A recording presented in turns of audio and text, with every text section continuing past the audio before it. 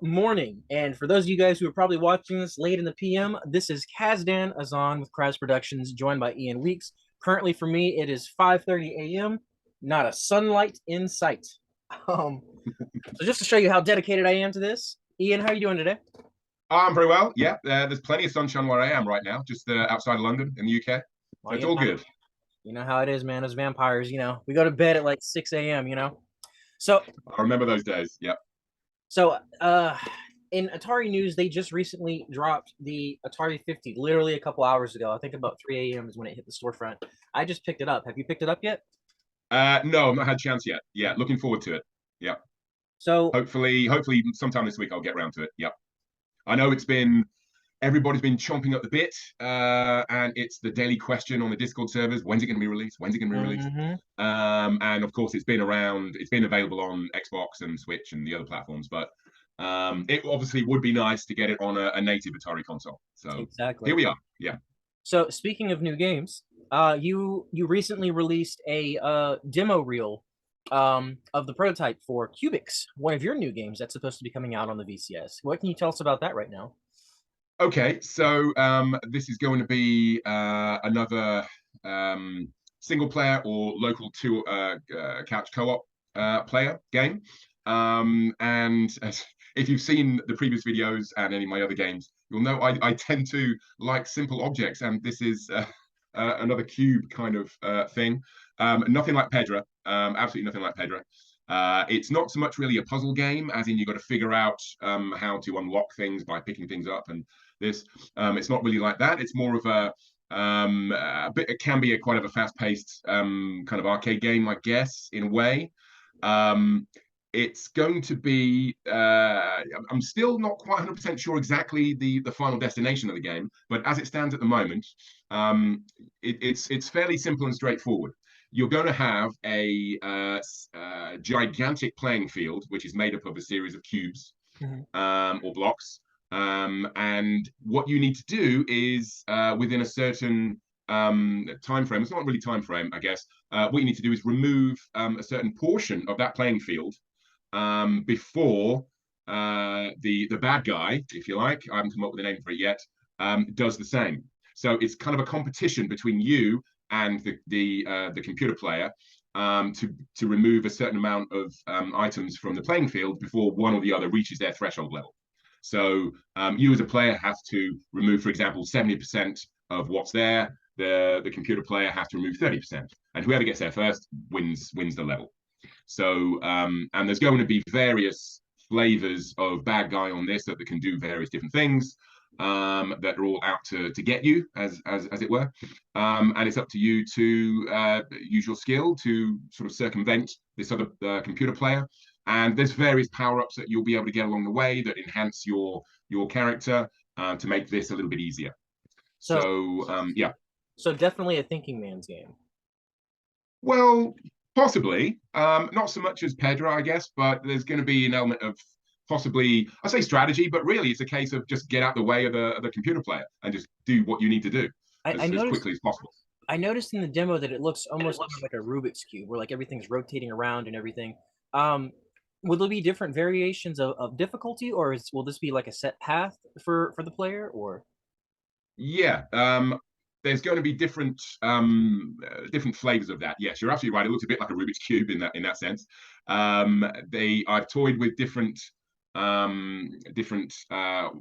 orientations and design of the playing field. A cube obviously is a very simple shape to deal with.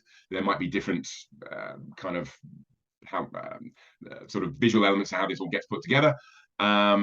So yes, it's not fully locked down yet, and the difficulty level is going to be as you get further and further through each level. There's going to be additional computer players that are out to get you, and possibly the playing area might shrink. So there's that kind of inverse kind of difficulty level. The further you get, the smaller there is, but then there's more bad guys. So yeah, it's still a work in progress, and everything is subject to change at the moment. so it's in the early So stage. yeah. So we can expect Well, something. yeah. I think I've got the basic idea in my head. and it's going in a particular direction, and I'm pretty happy with where it's going. Okay. So some things won't change, but some of the other stuff will. Yeah. So, if you don't mind me, kind of not necessarily deviating, but piggybacking off of a previous interview that we did, we briefly in part one or part two, I can't remember which part, we spoke about a party pack Yeah. of some of the original games created by Tukasoft in the past in like 2015, 2016, and so on. And of those games was Tower Wars, Roid, the original Pedra, and Tower Slam, which had various inspirations and various levels of difficulty. But since that interview, I've had a few people discussing that they would be open to the idea of a party pack, and I've reached out to you to try to figure out if that was still going to happen. And that's also going to lead into my second question here in a minute. But in regards to the party pack, the question is, are you working on it? Is it coming to the VCS? Is that finally something you decided you want to do? What an exclusive tidbit. There you go. Um, That's well, hard I questions today. yeah, I think it's something I'm definitely going to explore. I did get the source code out a few weeks back, even before we first spoke initially, Mhm. just to see how difficult it might be to bring it into a more modern development environment. Because when I originally wrote those things, it was many years ago using a completely different kind of development process, different technology, Mhm. and it was obviously for originally for Windows and then for Android. So it's a different ecosystem altogether. Right. Um, and I've since moved on to newer development technology. So it was really just an exercise just to see if I could get it up and running with my new sort of development tool set. And that was several weeks back. And it's very, very, very early stages. So as things move forward and I get probably closer to completion with Cubics, then obviously my head is going to be turning elsewhere, and having a previous game idea that kind of worked and some people liked is an easy win in terms of what's going to be your next project. Right. Because sitting around trying to come up with a game idea that's going to be enjoyable for other people to play and also for you to develop is difficult. As an indie developer, that's all you've got to go on is your own inspiration about, oh, wouldn't that be a great game to play? I can see it in here. I want to get it out for other people to play. So if there's an already sort of pre-warmed game idea out there somewhere, that would make part of my job slightly easier. So yeah, that could be something. So I said that there's a second part to this question here. Um, so actually, I'm going to say there's three parts to this question because another question has came up. On your website, you had, I don't know if it's still there, but you had or have a link for it was a tool that is called like the VCS uploader tool or something like that people can Yeah. plug their game into and get it running on the VCS. Is with you bringing up like old source code and talking about games that were made long before the VCS ever existed. Um, what more can you tell us about that? Can that help other people with older games, especially indie developers, put their stuff on the Atari VCS? Is that like an open source thing that anybody can use, or there's some limitations? What can you tell us about it? Well, my kind of day job is a software engineer in the corporate world, so I'm used to writing different kind of software for different purposes. Right. Some are like websites, some are database systems, some are little utilities. And when I got into doing VCS development, and I had my first build of a game out of Unity, and I wanted to put it on the VCS to kind of test it out. We have instructions to allow us to do that from Atari. There's various dev guides of how to do this. And there's various steps that you go through to actually get it running on the VCS directly. Means sort of logging into it and running various Linux commands and things like this. And it was fine. But after I'd done this, 100 times, running these commands in a command window, I thought there must be an easy way of doing it. So I thought, okay, why can't I automate this a little bit and make it a little bit more user friendly, where you simply just select a file and click go, and it does it all for you. Now, essentially, that's what it is. So it's this little tool that I wrote, and it's been made available to the dev community. Anybody can contact me for it, and I'll send them a link to be able to download it. And it's for free. I mean, it's a little thing that took me a couple of hours to put together. So it became something really, really useful for me. And what it simply is you build out a Unity. You just enter a couple of bits of information into this little window and click go, and it does all for you, uploads it, and runs the game straight onto the VCS. So it's a very quick and dirty kind of way of testing a build in a much simpler fashion than running a ton of Linux commands. And quite a few people have used it now. I had one, I think, yesterday, a request for it, and I sent that over. And people like it. I mean, it's nothing fancy, nothing special, but it's something very quick and easy to use. I So am yeah. currently looking into a storyboard engine for Unity. I've never made a game before, but I want to make a game at some point in the future. I like writing stories, and of course, we'll kind of get into that here in a little bit. That'll be the other half of this conversation. But I'm thinking about looking into creating an interactive story that I can put on the VCS. It's something that I've been wanting to do for quite a while since the VCS came out. I felt like, it's kind of like an open source tool, so it's very useful. But I haven't tried it to do anything with it yet because of the fact that, well, I'm not a programmer. I'm not a coder. There's going to be a lot of learning involved in order to do it. And I don't have a whole lot of spare time. So if it happens, it happens. If it doesn't, it doesn't. But it's actually because of that that I stumbled across the tool that you created. I do have a copy of it downloaded on my computer as well. I just don't have a real purpose for it. But it's interesting to see for sure because being able to, let's say, for example, somebody who's just starting out, like, maybe perhaps myself, or maybe somebody who's unfamiliar with the VCS, it definitely helps them. So that way it doesn't make it a chore. If anything, it could make it easier for them to kind of get the ball rolling, so to speak. So I just want to say thank you for creating it. I think it's a very useful tool.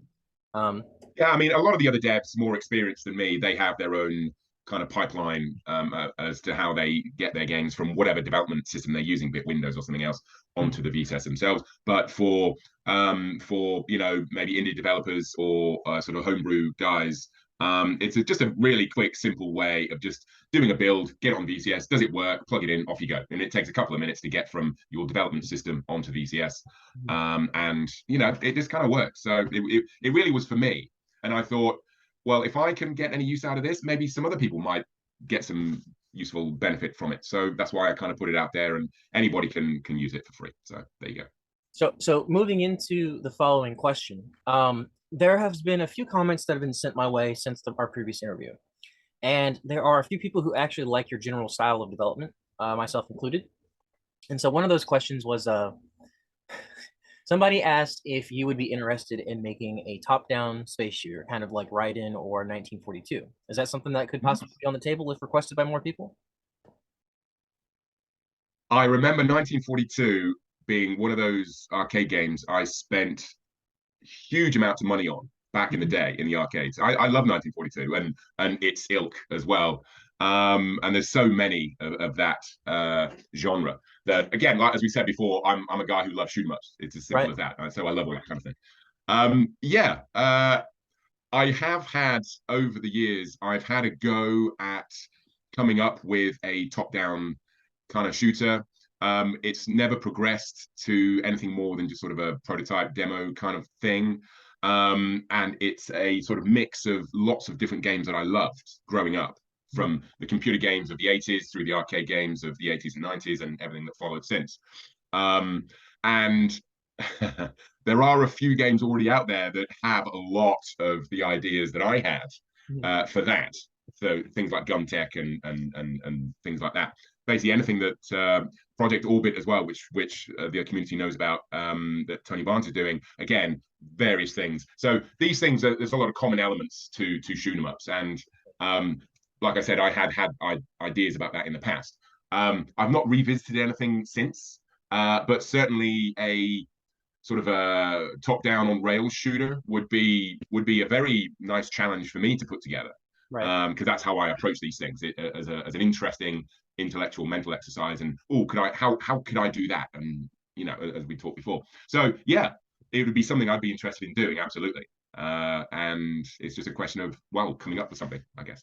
So it's interesting that you bring all this up because I mean, much like yourself, I'm a big fan of space shooters. I grew up on Raiden and the 1940 series and so on and so forth. And there's so many other different variations, and of course Zaxxon, as an isometric shooter, stuff like that. But any chance that I get to play, kind of like that top-down perspective, I'm constantly dropping coinage or credits or whatever the word is in today's day and age. But there are so many of them to just pick from. So it's even though it's the same theme for me, it feels like it never gets old. You know what I mean? Because it's always different graphics, different difficulty levels, different narratives, different art styles. It's it really, even though it's a mixed bag, it's one that doesn't seem to fail the moment you pick one up. And Yeah. if you did decide to make something for the VCS, I think a lot of people would love to see something in the vein of the 1940 series on the VCS. So just a little bit of words of encouragement. Okay. I know for a fact it will sell.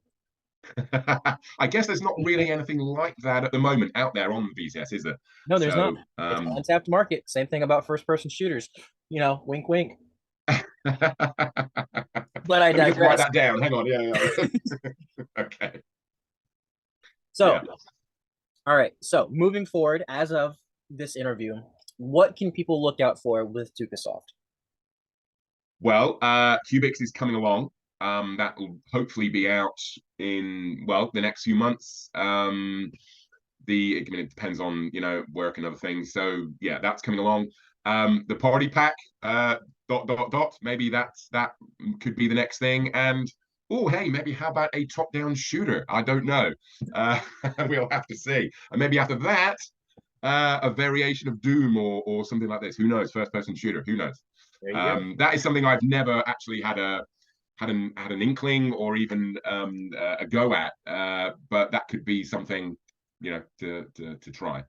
But who knows? So the next couple of years, I mean, the development slate for ideas and things like this is pretty full. Because you don't knock these things out in 5 minutes. They take weeks and months and months and months and months to Lots. develop. So yeah. Moving on into the next question here. What are your thoughts on the Atari VCS as far as, I mean, I know I've somewhat asked this question before in the previous video, but I think it's very prominent. Like getting your hands on an Atari VCS, developing for the Atari VCS, if you could sum it up in say less than 60 seconds, what is the biggest thing about the VCS that's important to you, that matters to you, that makes you want to say, hey, you're a developer, you should get this? Um, the community. They are a very eclectic bunch of guys and girls. They are very vocal in how they feel about things, which gives you ideas as to how to steer maybe development. It's been interesting because I've been members of different groups and different things over the years, and you end up being a tiny drop of water in an ocean of people, and a lot of times your voice just isn't heard. Right. And the community of the VCS, like we said before, the people who bought the VCS initially are the sort of hardcore retro gamers of yesteryear. Right. And because the sort of probably the hardcore gamers of today are still on Xbox, PlayStation, Switch, things like this. So why would they bother with the VCS? Because there's so many initially seemingly better things out there on other consoles. So why would they even bother with the VCS? Right. And I think you get that sort of nostalgic retro experience with it, which is great. When you reach a certain age in your life, I think you start to look back to think about what got you going when you were younger, which is a natural kind of thing. And for the computer gaming experience, excuse me, for me was Atari's heyday in the sort of late 70s, early 80s, and growing up to sort of the early 90s. And the VCS kind of fulfills that, I think, for me. But also importantly, it's an outlet for developers such as myself that have not been a traditional game developer, Right. to produce something that people are going to actually enjoy and see. As we said in the previous videos, when you're releasing on Android or something like this, your game is just lost. So with the VCS, people are going to see it, they're going to love it, they're going to hate it, but at least they're going to tell you about it, I think. So, and if you even ask a simple thing on some of the Discord channels, Yeah, the community is nice. They Yeah, respond.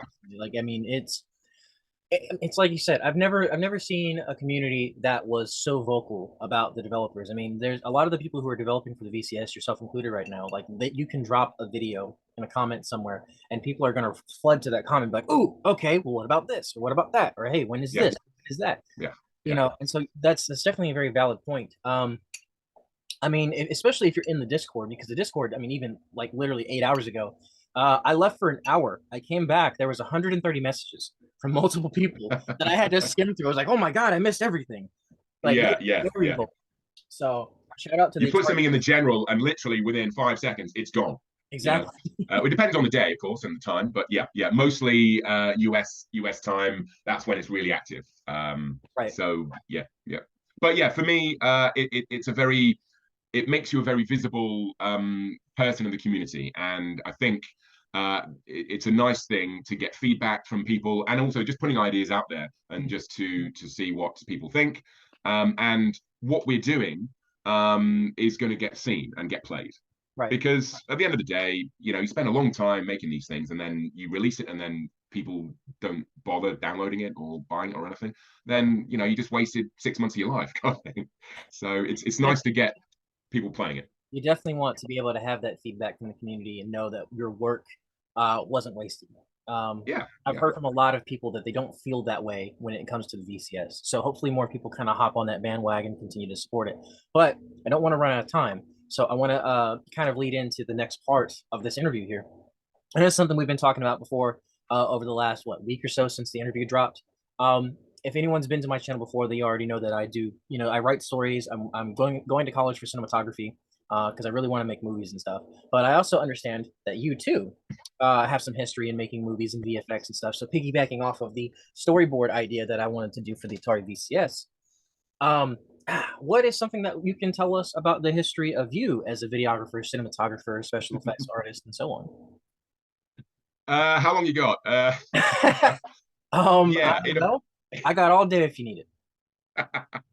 yeah, in a previous life, well, the potted history is, in my early 20s, I decided to, well, before that, I went to university for software engineering. That's where my programming career kind of started. Uh, but shortly afterwards, I decided to go completely left field, and I went to drama school. um, Loving movies and being quite an active fit guy. I kind of wanted to make action movies. I guess that's what I wanted to be.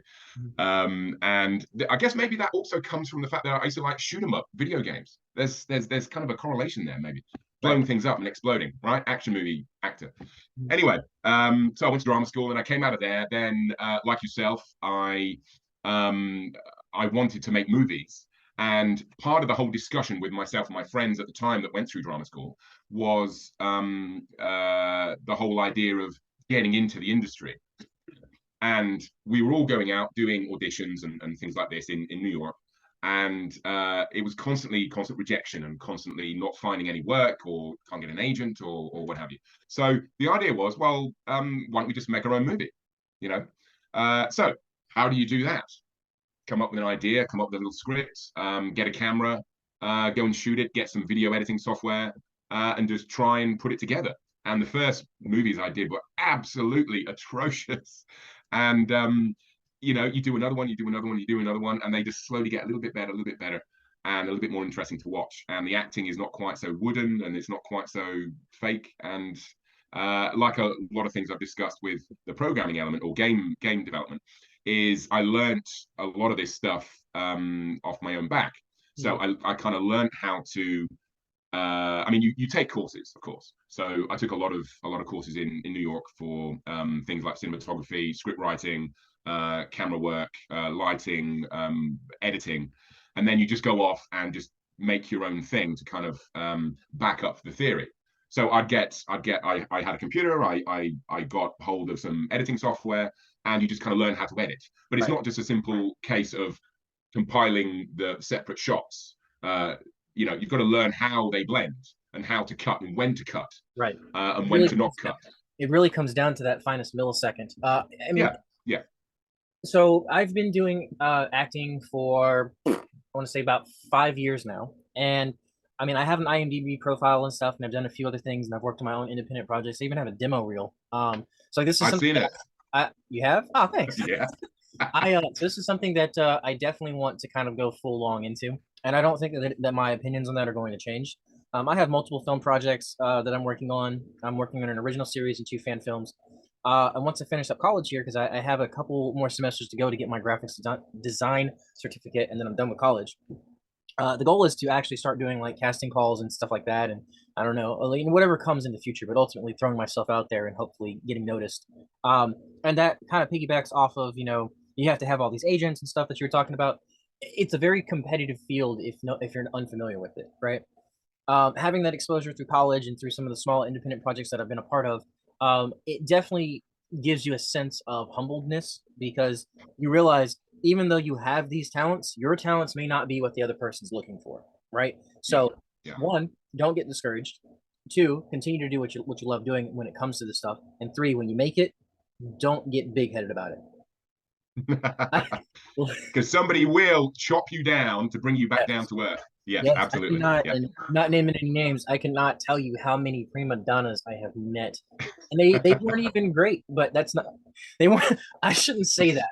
I shouldn't say that. I'm not perfect. I have a lot of room to grow, but it amazes me how many prima donnas I've met. But it kind of comes Yeah, with the territory. It's part of the industry, you know. I have yeah, some yeah, films that I've been a part of that I will never show anybody because it's like, oh my God, this is so bad. And then I have new stuff that I've done. I'm like, oh my God, I've learned a thing, you know? yeah, yeah. That's it. That's it. That's it. And you need to get it out there. If you're happy, you get to the point where you're happy with it. Get it out there. I mean, the stuff I did, the early stuff was rubbish. It's going to stay in a drawer until the day I die, until I need somebody to else finds it. I need to You sh know, I need to share with you some of like the cringy moments of my my early years of this because it's we all have them. oh Yeah. God, it's so bad. Oh God, I'm cringing thinking about it, but it's so bad. Anyway, we we're coming up on the 4 minute mark of the timer, so of course we need to close it up with the usual thing. So Ian, where can people find you? Where can people buy your games? And more importantly, where can people support you? Okay. Well, the website tukasoft.com. Check me out there. I will be updating that with any more news about Cubics and any other games that might come along after that. Party Pack, top-down rail shooter, and first-person perspective shooter. Who knows? Man, it's weird. It's like kind Yeah, of I've got a cough. It's right here, right. And yeah, I do need to get my other media channels up and running again, Facebook and YouTube and things like this. So um, so check me out there, tukasoft.com. I am active here and there on the Discord server. I don't post that often, but I do try and read every day if I can. But yeah, yeah, there we go. That's it. well, congrats on you. I don't even know how to read, but uh, Ian, I want to say thank you for returning back for the interviews. I'm glad to have you back on the channel. And anytime you have something that you want to have breaking, let me know. I'll put you on here. All right. I'll let you know. I'll let you know. All right. Well, I've been Kaz Denizon with Crash Productions. This is Ian Weeks with Tukasoft. Thank you so much for watching, guys. And Ian, thank you for having us. Or Thank you. Thank you. see you.